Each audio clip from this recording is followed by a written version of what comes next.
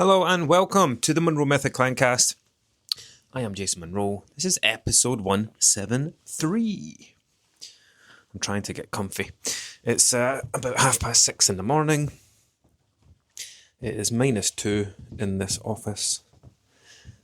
And I am sitting with the fire. I really wanted to record a podcast episode, so there's two heaters out here. There's a diesel camper van heater that's strapped to the outside of the summer house. But it's noisy. It's got that kind of whining, fanny type sound. So I turn that off when I'm doing check-ins and recording stuff. The fire, however, is a little crackly when it's starting, which will be nice. Background noise. But it quiets right down once it's properly going. It also takes a while to heat up. So I'm sat right in front of it. And I've got a coffee.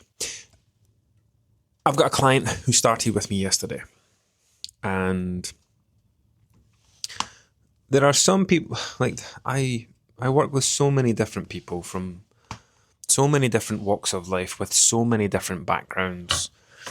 I work with people who take their weight very seriously, who don't really take it seriously. Everybody's different. What I mean by that is like in the beginning. So when someone gets to day 7, they have worked through 6 days of the Monroe Method course. We've done various exercises. They've learned various new things. I have done my very best to get their mind into the correct place so that what we're about to embark on together does not become just another yo-yo diet to add to the list. Because make no mistake, anyone can come into the Monroe Method. Anyone can come in and do what I do and work through the process.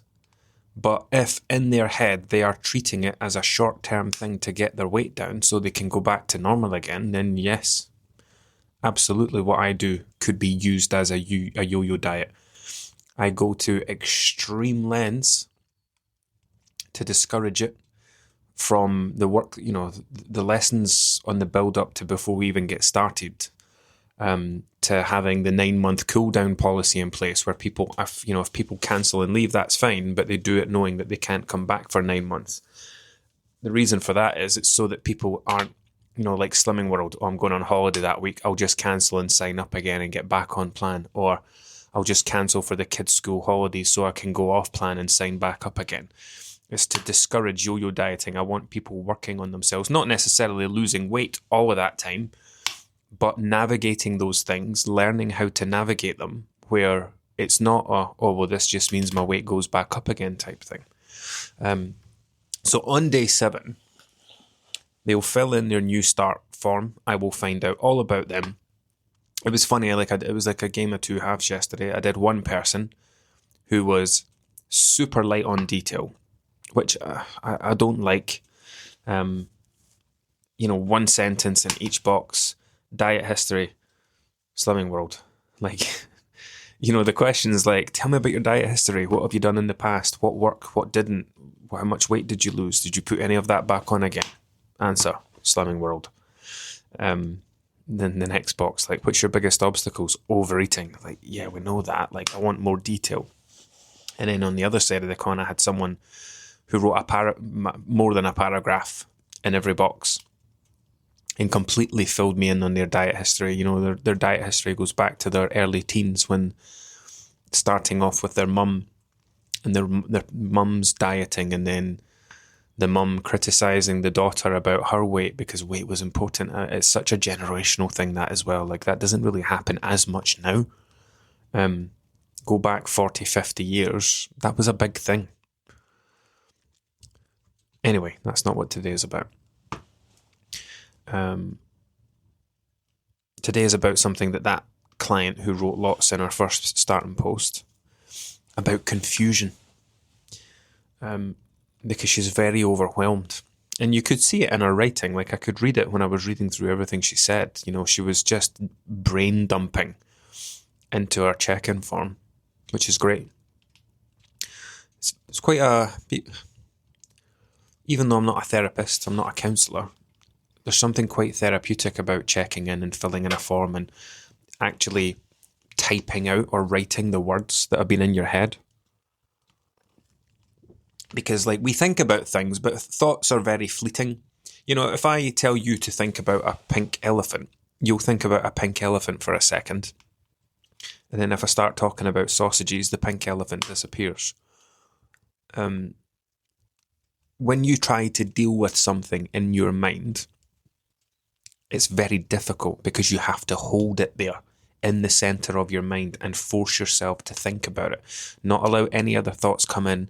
Not allow, oh, I need to do this, I need to do that to come in. This is why writing things is important. Oh, my alarm's gone off. My alarm to wake me up at 6:45 is going off. I've been up since 5. So yeah, there's something very therapeutic about filling in a check-in form. So anyway, this person went on to talk about, you know, following so many different people online. There is so much conflicting information and everybody's saying something different. I sounded sensible, so they signed up to work with me, but that doesn't solve their confusion because they're still following all these other people. You know, they've worked through 6 days of the Monroe Method.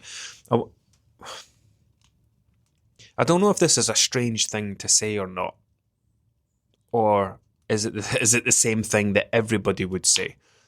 Like, I know that what I do, what's the word, is one of the best ways of doing things. Because, I'm not going to say it's the best because that's ridiculous, right? It's one of the best ways. Because I don't even want to say it's grounded in science. I don't like saying that because fucking, what does that even mean? Everybody says their stuff's grounded in science because there's always some kind of science that they can pick from to support what they're saying. I'll explain it this way. So when I built the Monroe Method, I did it partly off the back of my own experiences. So I took what I knew about the diet industry, I took what I knew about dieting, what I knew about this all or nothing approach, these plans, their disordered language, my experiences from watching my own mum my own mum dieting, me growing up through that, my own childhood. I took all of that stuff and then I combined it with, okay, what does it take to lose weight, right? So I sat down one day, well, it was more like months, but I sat down one day initially and said, okay, what is the goal here? The goal is to help a person lose weight and stay at that weight. Cool. Sounds easy. What challenges does that person face? Misinformation, lengthy diet history, head full of nonsense from Slimming World, Weight Watchers, comments and little bits and pieces that they've picked up over the years from friends, from parents, from colleagues. They followed diets that were photocopied to death and handed around their office. They want to eat and or drink in a way that far exceeds their body's needs. Like, they want to do it, but it's never going to lead them to the weight that they want to be. So that's going to be a problem that we need to solve. We need to get people to understand that if so I always come back to this. I might re-record this episode because it's quite old now. It's a couple of years old. But if you go back, there's one called 12 Stone Lifestyle, 9 Stone Body. And I think that's a really good one that explains it, where people want to have the 12 stone, whatever weight you are right now, that's a result of your lifestyle and your thinking and your habits. But ultimately, it's your lifestyle. And when I say lifestyle, it is what you do from the minute you wake up to the minute you go to bed. The way that you plan your meals or you don't. You do food shopping or you don't. The takeaways you order.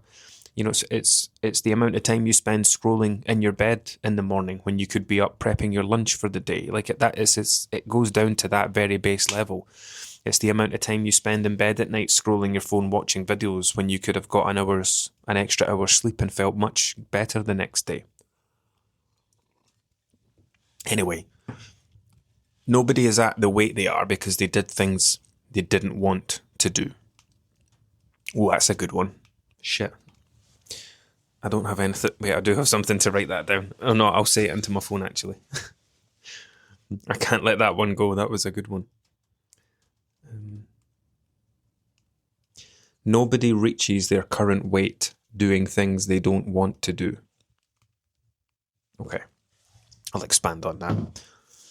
Basically means that, if you're sitting on the couch, do you know that it costs less effort to not eat? Like, it is literally easier to not eat.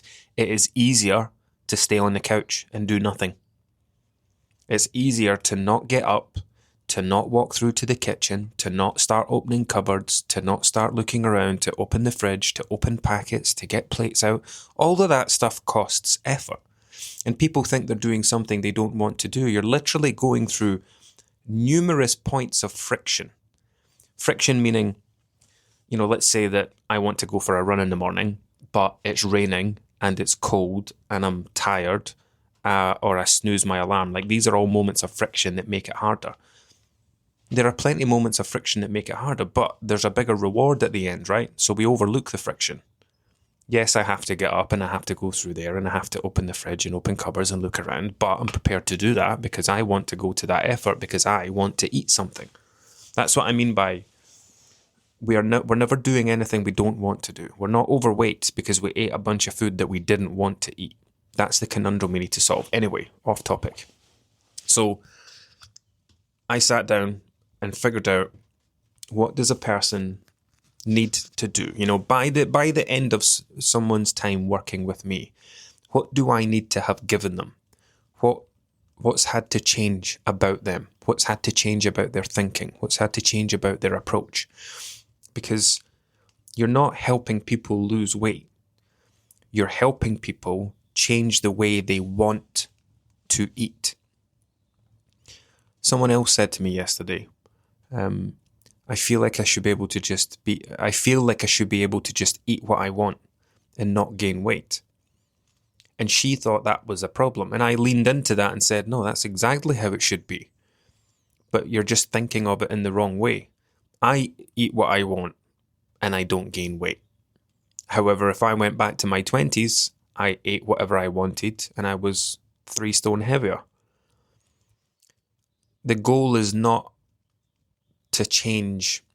Yeah, and this was like kind of tied into her yo-yo dieting, where she says, like, I'll reach a weight that I'm comfortable at and then I'll just go back to eating what I want. And I'm like, well, that's the problem. And this is the cool thing about working with a nutritionist and having a coach, because they can point this stuff out to you. Like, all day, every day, I spend my time pointing things out to people that people can't see. Did you know that you said this? Do you know what this means when you say this? Can you see this from this angle? And it's always, God, I didn't think of it like that. That's all coaching is, a series of light bulb moments that leads you down the pathway to change.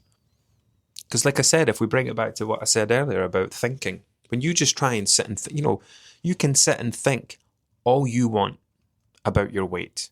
You can think all you want about meal planning and changing your eating. If it was as simple as thinking your way out of the problem, you wouldn't have been spending the last 10, 20, 30 years doing it. There comes a point where you have to realize, actually, I'm not going to think my way out of this.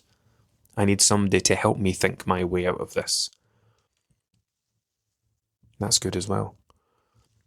Because I'm thinking, like, Slimming World and Weight Watchers, they don't help you think your way out of your weight. They help you rule your way out of it. This many sins, this many healthy extras, unlimited free foods, blah, blah, blah.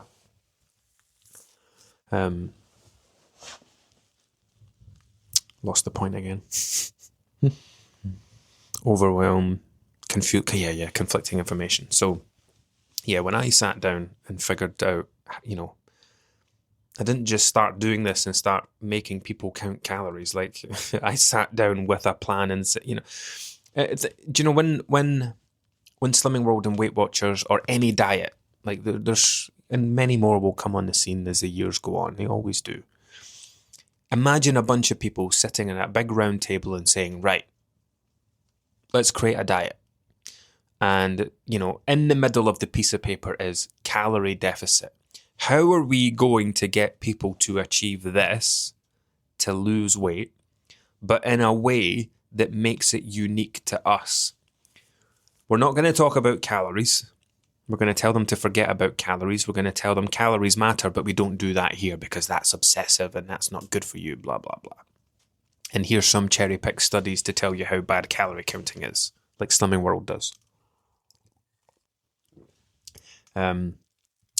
Coffee's cold already. If I put that on top of the fire, that will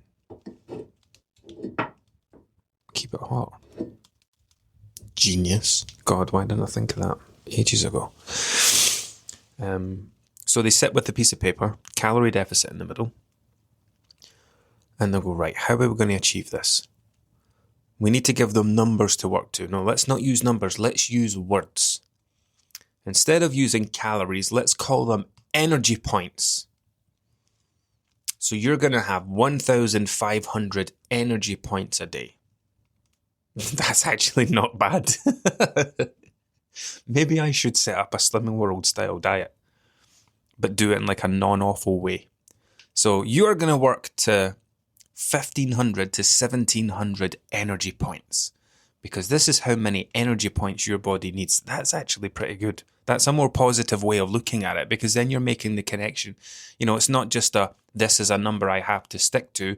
This is the energy my body needs. That's not awful, people. I quite like that. I'll try and remember that. So, yeah, we'll call calories energy points. This is how many energy points you have. Now, the next thing is, we can't have them losing loads of muscle. We can't have their skeletal mass breaking down. We can't have their hair falling out or their nails breaking. We need to get them to eat protein. What are we going to call that? Your strength. We can't say points again. Your strength.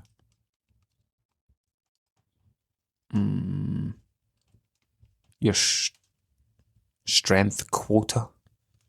Your strength budget. I don't know. We'll develop that another day. We'll just call them strong points for now, right? Okay, so these are your energy points. These are your strong points.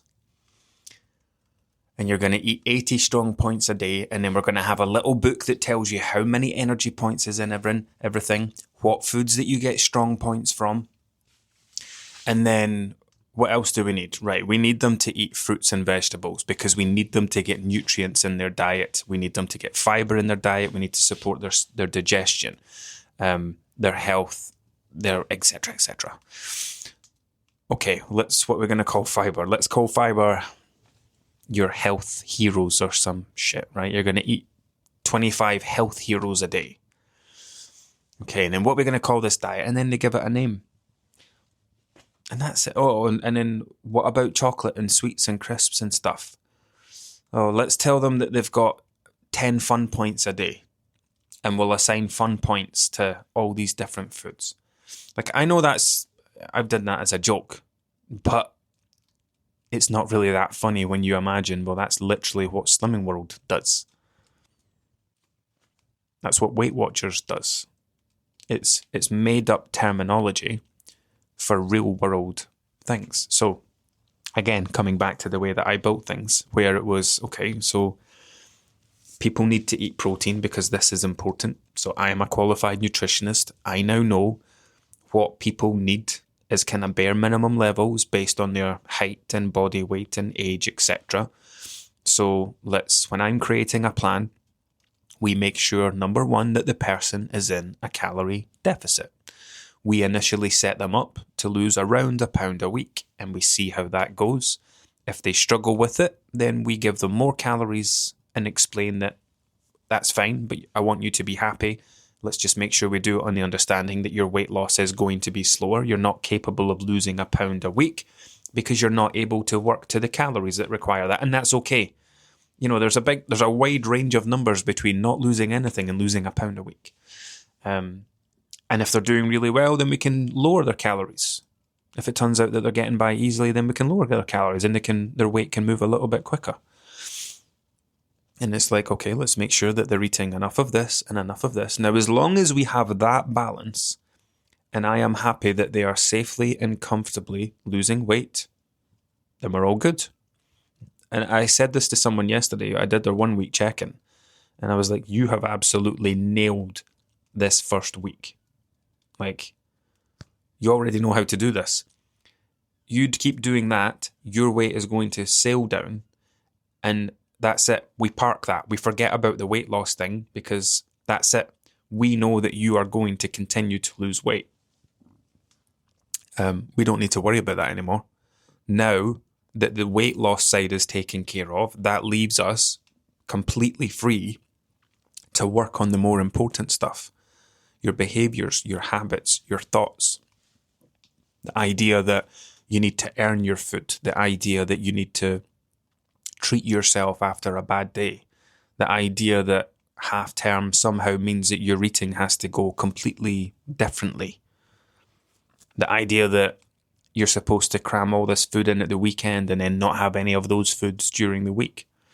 And that's what I spend most of my time doing. So back to the point. This person is very overwhelmed, and I get it, right?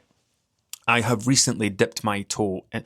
I don't use social media the way that most of you use social media. I follow very few people. I follow probably, 5 or 6 friends, 10 to 15 nutritionists who I also know and have met and are friends with. And the rest is a few funny pages, lots of F1 pages, and a few UFC pages. And that's it. There was a time when I used to follow like 2,000, 3,000, 4,000 people, loads of, like when I was setting up the Monroe Method, I followed lots of Slimming World accounts. I was trying to learn as much as I could and get lots of ideas for content. And then it got to a point where I was like, do you know what? I'm just going to shut all that noise off and just make my own content. I'm not going to draw ideas from anywhere. I'm just going to use the things I want to talk about, the things that I know are important when it comes to weight loss. But recently, I have dipped my toe into like trying to find nonsense videos to react to. If you've maybe seen a couple of them on Instagram. And it just reminds me how much nonsense there is out there. I don't want to start talking about it now because this is not a myth-busting episode. But how can it be 2026 and we still have people calling themselves coaches, calling themselves PTs, calling themselves nutrition coaches because they're not nutritionists. They're just somebody who's done a Groupon 21 quid certification. Saying that when you don't eat enough, your body holds on to fat. Like, how can that even still be a thing? How can people still think that's real? I remember thinking that 20 years ago. How do these things last through the ages when they're nonsense? Anyway, I get it. I know why it's confusing. I know why it's... The problem is that if you were to follow the people that I follow, so people like me, like Amelia Thompson, like Anna Munday, people who have a similar approach, right? They're very much like me. Well, Amelia is, maybe not so much Anna. She's too nice. But they're very upfront, quite blunt, quite abrupt. Will basically look at something and just go, no, that's wrong. And call it out. There are too many coaches who just sit back. They'll see things and they'll not correct it in any way. And I've been one of them. But at the same time, I've also not exposed myself to that content. Like, I intentionally disconnected myself from it. But I feel like it's now... It feels like now that I've dipped into that world again and I'm looking for these videos, oh my God, there is so much of it. Insane amounts of it. People flexing their muscles and showing their six-pack and wearing crop tops, then talking about something. And you go, wow, look at this person's body. They must know what they're talking about.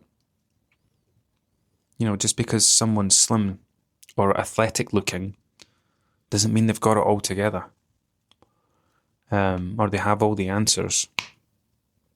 Anyway, I get why you think it's conflicting, but like I said, if you followed similar people, you wouldn't find it so conflicting. Like, there are probably thousands of people out there just like me, but we're in the minority. We're not the people who get hundreds of thousands of views and millions of followers.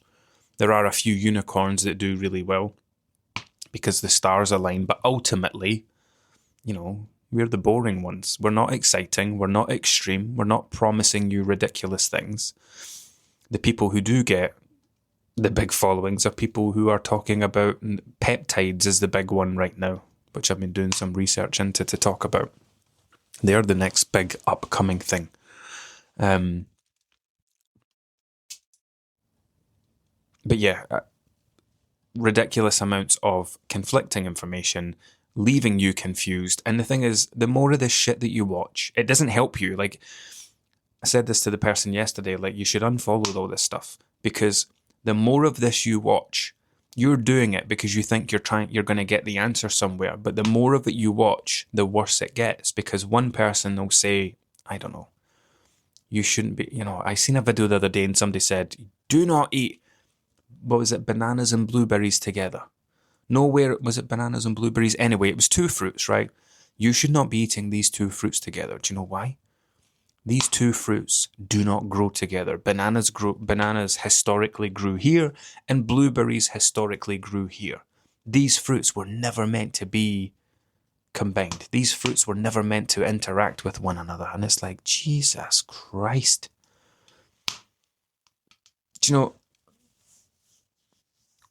what was something popped up yesterday, right? Oh, yeah, this was the one. I was reading through a check-in, and there was lots of different things going on. And, I'm looking through it thinking, Christ, that's a big, that's a bang for buck move. That's a bang for buck move. What I mean is, God, if this person just does this, that's going to make a huge difference. If they just do this, it's going to make a huge difference. And then when we get to the bottom of the check-in, I always get people to make a kind of commitment to themselves. It's worded very clearly. I get the form that I use gets their name from them. And then the name then gets used in the form. And then when we get to the end, it's like I, and then I use the previous details to fill in the box. So I, or I can't remember. What's one thing that you want to work on or improve for next week? How are you going to achieve this? And then, like, the wording is I, Jason Monroe, will. Now, there's a reason I did that, because so many people use non-committal language, and they'll still use it. I, Jason, I'll give you an example. I, Jason Monroe, will, and this is the point where you're supposed to say, do this thing. But people go, will, maybe, try to probably, maybe go out for a run. Or I will maybe try to plan some meals if I can. And it's so non-committal, because people like to give themselves an out. They don't like to commit to things, because you commit to something, you don't do it, you feel bad about it. You say you're maybe going to do something, or you're maybe going to try and do something, and you don't, then it's not a big deal because you didn't say you were going to do it. So yeah, this person, we got to the bottom, and it's like, I'm like, okay, so planning more meals would be super helpful here.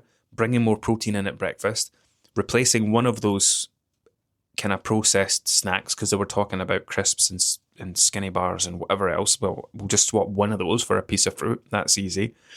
Bedtime, they're scrolling their phone to bed. Well, we're going to put your phone on charge in another room, or we're going to put it on charge up on the opposite side of the room. So I had all these wins lined up, and I was going to say, right, pick two of these for the next week. And it gets to the bottom saying, between now and my next check-in, I am going to drink more water. In order to achieve this, I am going to fill my water bottle up. And it's like, holy shit. And it just shows how much we latch on to the wrong things.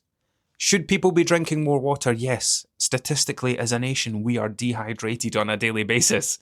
But drinking more water is not going to solve your overeating. drinking more water is not going to help you lose weight. I mean, if you get to a point where the only thing you've got left to fix is to drink more water, then yes, that's the thing to fix. But when you're staying up to midnight scrolling your phone, having to get up at 6 a.m., not getting enough sleep, making poor decisions from the first thing in the morning, jumping out of bed because you've hit snooze, you've not got enough time to make your lunch for the day, you've not managed the weekly shop, so you've not planned any meals, so you're ordering takeaways. You know, when you've got all that shit going on, and there's a number of smaller, minor things that could have a big impact, you know, and if that person wasn't working with me, it just shows you what they would be doing, right? Well, I'm going to keep scrolling my phone. I'm not going to get the food shop. I'm not going to do that. I'm not going to do that. You know, to solve all these problems, what I'm going to do is I'm going to fill my water bottle up in the morning. Do you see what I mean? There's such a massive disconnect. And again, this just comes back to all this information, because you might wake up today. So these episodes, I usually time these to come out at midnight on a Friday morning. Do you know, that always confuses me, the whole midnight thing. Is midnight Friday the midnight in the morning? Because I would say so, because when you think about numbers, you're rounding up to the next day. So midnight, the actual time of midnight for me, is the next day. But if I say, oh, I'll meet you at midnight on Friday, I would think Friday night. Not that I would meet anybody at midnight, but you know what I mean. Anyway. I've lost. Oh yeah, so the episodes come out at midnight. You might be listening to this morning. The point there was, Jesus. You might watch something on Instagram today. You might sit and, you know, you've woke up, your alarms went off, you've put it off, and you've immediately opened your phone and started scrolling, and you look at Instagram, and somebody says, if you drink 4 litres of water a day, your fat loss rate will go up by 10%. That's not a thing. I've just made that up. Please don't do that thinking that's right. Completely made up. Water does not help you lose weight directly. Oh, that's wrong as well. I wish I hadn't said that now. It does, but drinking litres and litres of water will not help you lose more weight. So yes, water is involved in the fat loss process, and if you weren't drinking any, it would make it go a bit slower. But drinking 2 or 3 or 5 or 6 litres does not make a difference. What it could do, if you think about eating something and you have a drink of water instead, and you've not eaten 200 calories, then yes, water has saved you. That's where the effect comes from. It's not directly involved in the fat loss process to a degree that's even worth mentioning. I think I've said that accurately enough. Anyway, yeah, it just shows that if you leave people to their own devices, they would just work on the wrong things. They would avoid, instead of addressing all of that stuff that's having a massive impact on me not making great progress, let's fill up my water bottle. Because it feels productive. I get it. I run a business by myself. There are things that I work on and I feel super productive, even though they're like not adding much value to anything. It's busy work. It's not productive work. It's not contributing to anything. Anyway, in a world of conflicting information, it's so hard to give you good advice, because it's like, oh yeah, just find helpful people to follow. Just find sensible people like me to follow. Just find people who know what they're talking about. Everybody looks like they know what they're talking about. So how do you find them? That's the difficult part. And I get that from your side. Do you know, if I was looking for financial advice or mortgage advice and I was in your position, but it was down that road, you know, you don't need to do this, just do this. And then the next one says, no, you don't need to do that, just do this. I get it. It exists in every industry. All I can say is I'm one of the sensible ones. And this is what I said to this person, like, I want you to forget all these other people. I want you to focus on this, because we don't do anything wacky here. This is literally what your body needs. If you follow this process, if you adopt this process, if you see it through to the very end, you will lose weight. And not only that, you will be equipped to maintain that weight for life. That's all you need to know. So forget all this other stuff. Forget fasting and eating at certain times, and she had literally listed every diet known to man. And it's fine that somebody's tried lots of diets, but you have to take into account, well, that's a diet full of information that person has adopted. The blood type diet, the blood sugar diet, the cabbage soup diet, intermittent fasting. All of these came with an instruction manual. All of these came with something that sounded perfectly reasonable. Oh yeah, your blood type isn't the same as other people's, which means that you need a special diet for your blood type. If you read that and take that in, that sits in your brain, but then it sits in there alongside, that, what you need to do is manage your blood sugar spikes. That's what's wrong.